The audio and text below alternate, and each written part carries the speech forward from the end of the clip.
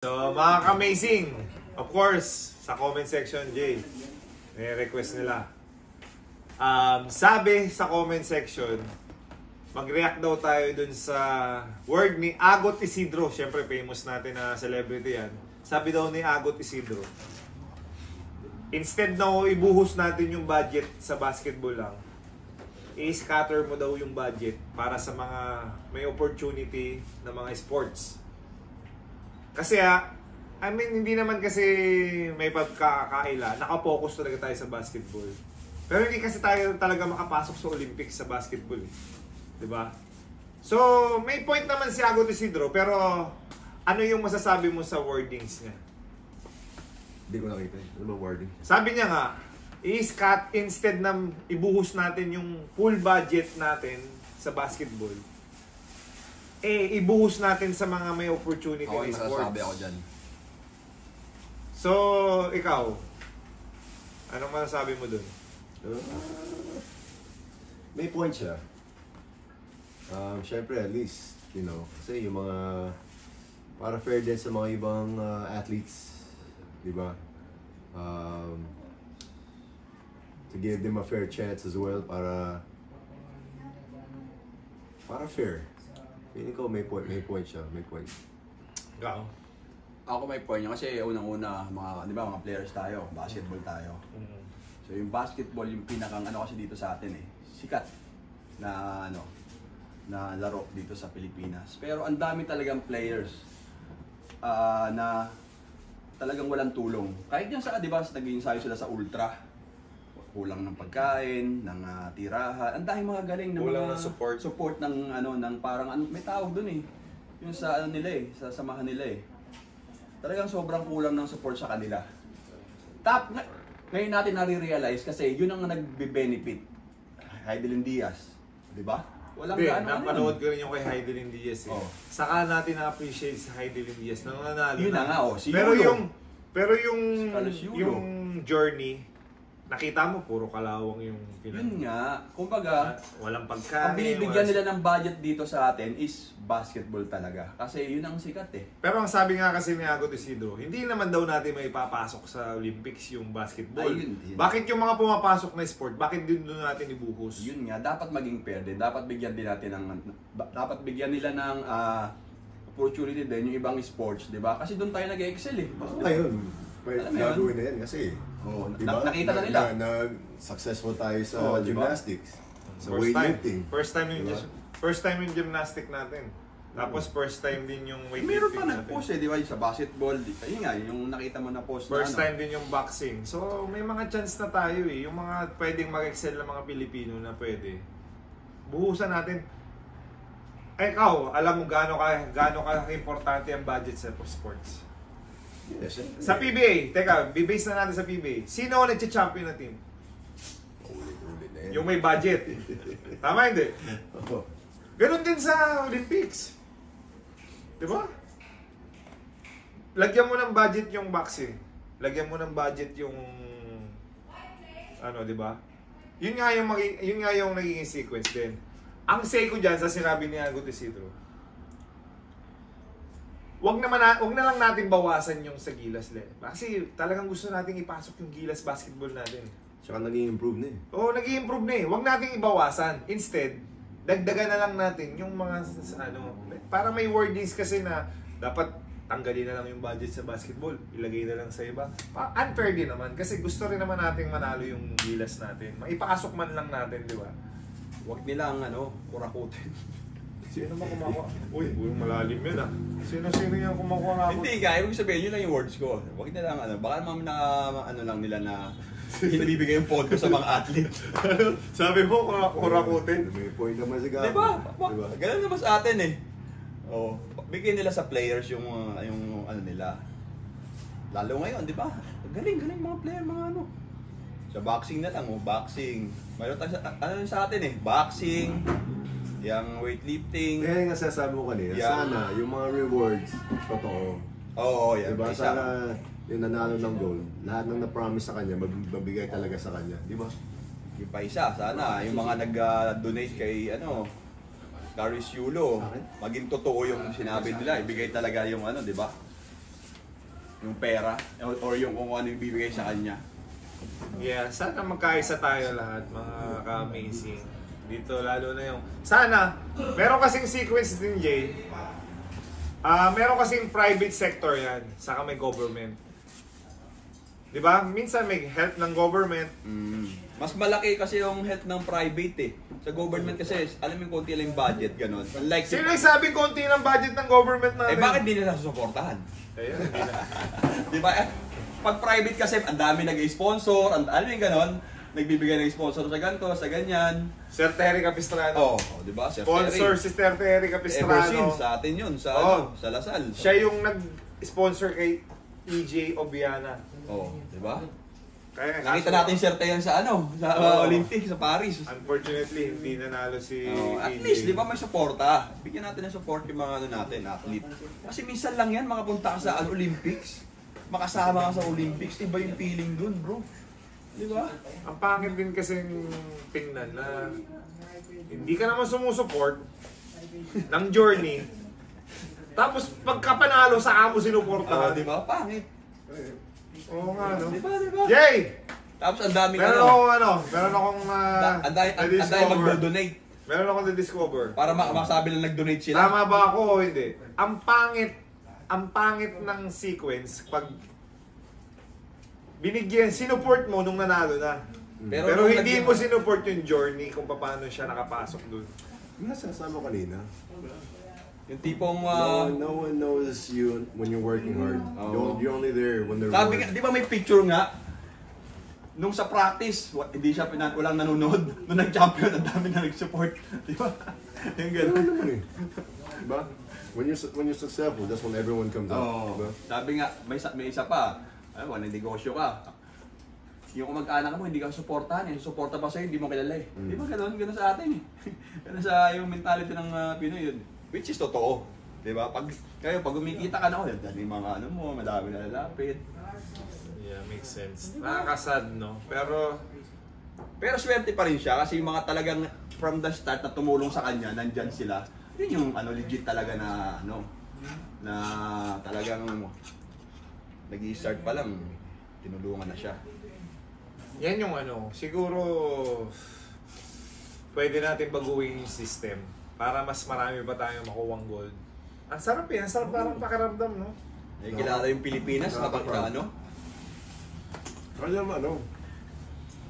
maraming athletes na ganyan sa atin. Na mga maliit, na mga magaling, di ba? Yeah. You don't need height, you don't need, di ba?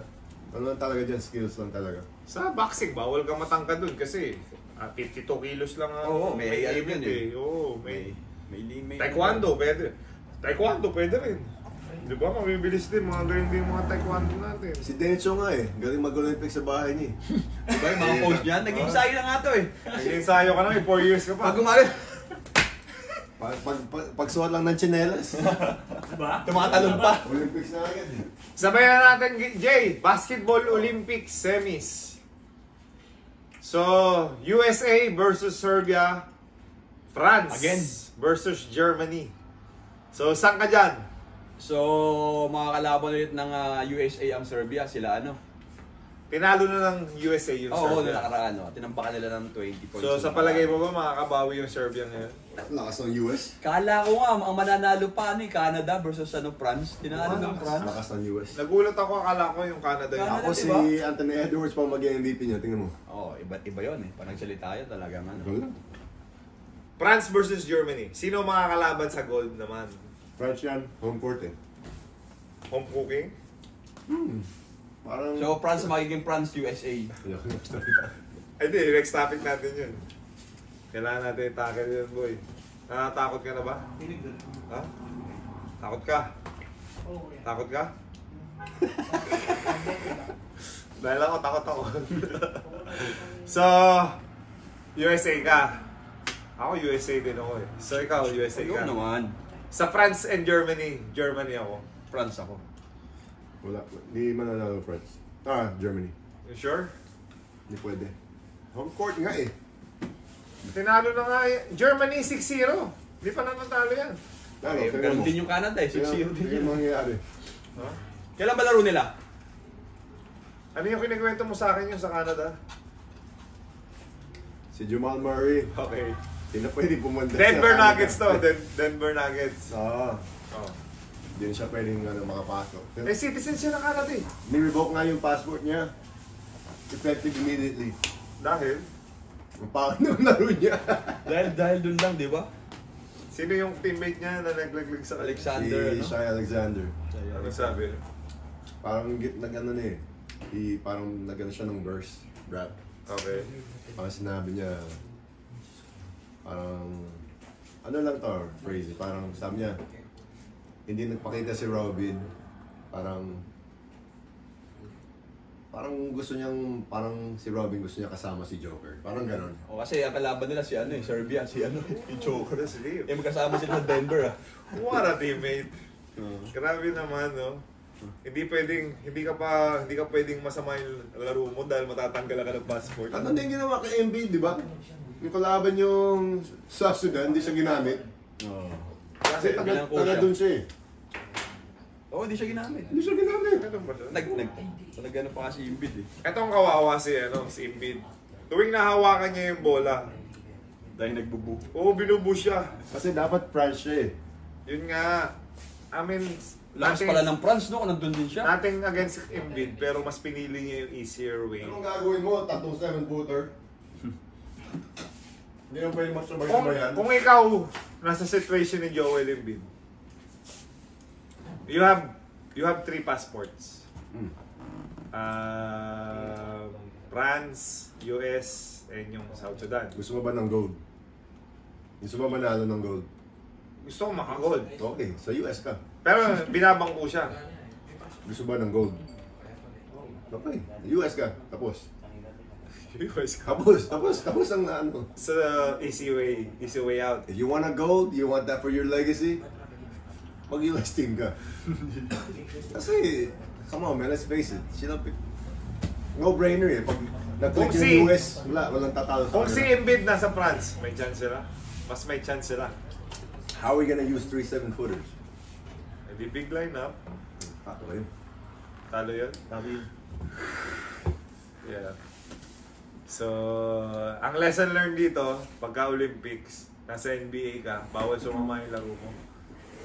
Kasi si Murray, tinanggal yung pass mo. Ito nga nababalitaan ko. Tsaka banned na siya sa Canada. Grabe naman. Banned. Kaya Nagalit sa Yun, kanya yun. Canada. Kawawa. Binan si Jamal Murray sa Canada. Eh Kasi si... parang yung laro niya versus Ito nga, Serbia. si Joel Embiid daw, i-revoke na rin yung passport. Ano yan? Uso yung ganun? Ah? So ikaw, kung ikaw, may Philippine passport ka, di ba? Oo. May US passport ka. Ngayon, gusto ka daw ng US team. US team. Para makaka-gold ako. Kasi yung Philippine team natin di makapasok. Pero kung maka-chance, ito honest na. Sa honest tayo. May chance papasok ngayon si Philippines. Makakalaban yung US. Ngayon, mapipiliin ka. Philippines ako. Kasi gusto ko makalaban ng US. Gusto ko sa'yo. Hindi ka... Oo, gusto ko. Yan mo kalabaran mo sila Steph Curry, man. Kahit matalo kayo, yung experience pa lang, okay na ako. Baka na naman. Diba? Yun nga, sayang. Alam mo lamang nga tayo sa Brazil. 9 points. Iyak ka na naman. Lamang tayo sa Brazil, 9 points. Half time. Half-time yun. Eh, nung third and fourth, wala na eh. Kung tinalo natin yung Brazil, tayo yun nandun. Tayo makakalaban ng US. Okay. Pag nanalo tayo sa Kailangan pa Latvia. tayo talo na yung Latvia eh. Home court pa nila ulit yun. Kaya natin yun eh. Tinalo na. Tinalo natin eh. Eh, wala na. Next ano na. 30-28 na yun. Okay na nanalo sa MVP. Basta si Brownlee, lagay natin sa yung frozen chamber para hindi siya tumanda. Hindi, nababalita ko parang si Boatwright na daw yung Boatwright. Iba Brownlee, man. Iba si Brownlee. Paano yun? 4 years. 4 years, nasa freezer lang siya. Huwag nang nagalawin. Oo, tapos ito natin. Eh, maglalaro pa sa Ginebra. Eh, dito, mileage pa yun. Ayun nga eh, bugbog na katawan. Anong pahinga? Maglalaro pa siya 4 years sa Ginebra. 4 years. Yung mileage nun. Nag-champion pa sa Malaysia. Grabe. Grabe, kahit saan magpunta si Brownlee, nagka-champion. Magnet, champion Winner. magnet. Winner talaga. Born winner. Winner. Alright, so... Sure, Derek! Ilang minutes na tayo? Nawala yung direct natin. Ilang minutes na yan? Tulog na. Hindi na record. Ha? Ha? Ano nakalagay? Hindi na record. Ha? Boom sa boom. Na meron 15 minutes. Okay na yan. Ay, teka, wag! Kinat mo? Hindi pa. Go. Oo, may sasabihin pa tayo. Of course, mga ka-amazing. Pasalamatan natin.